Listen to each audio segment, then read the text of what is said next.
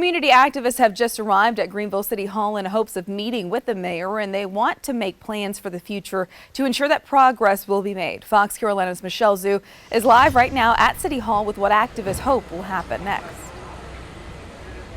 Yeah, Margaret Ann, the community wants change, and that was evident over the weekend as protests covered the streets of downtown Greenville. And community activists are continuing their efforts this morning. They have shown up in front of City Hall here, hoping to speak with city leaders. And I've been chatting here with DERRICK QUARLES of Black Lives Matter. You guys have gathered out here this morning, and you were telling me earlier that protests are just part of the efforts. What are you hoping to accomplish this morning?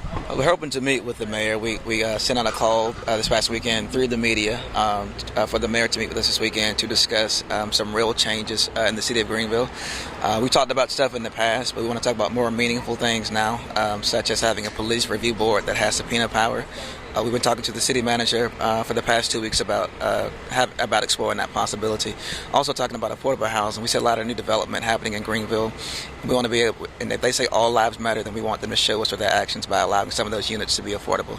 And they're going to tell us that they don't own those units, but I mean, they handle the contract, and so we know that they have some leverage in negotiating those affordable units.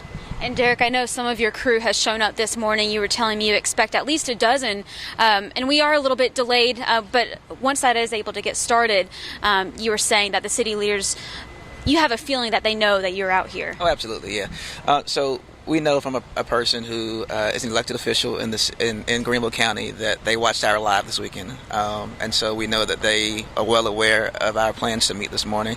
And so we also put out that a failure to meet with us this morning would mean that we would just protest outside the mayor's house, and so that would be the next step for us if the mayor doesn't show up this morning. And I know you were talking earlier about a sense of frustration as you're trying to get your voices heard, and moving forward. What are your thoughts just overall? Our thoughts overall is that, just like the rest of the country, we're fed up. We're sick and tired of being sick and tired. We've been saying that for the past 56 years from Fannie Lou Hamer. And so we really, really, really are tired now. It's like we've been building a cake. Trayvon Martin was the eggs.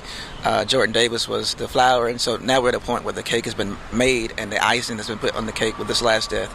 And so now we're ready to eat. And so eating consists of having these conversations that are meaningful, that will bring about change. And so we won't stop until we have those real conversations and real changes begin to take place in Greenville. All right, Derek, thanks for joining me this morning. So they are gathering here this morning. They do expect to begin once the other group of Fighting Injustice Together is able to arrive. So we'll be here for that as well. You can stay tuned as all of this develops. Back to you.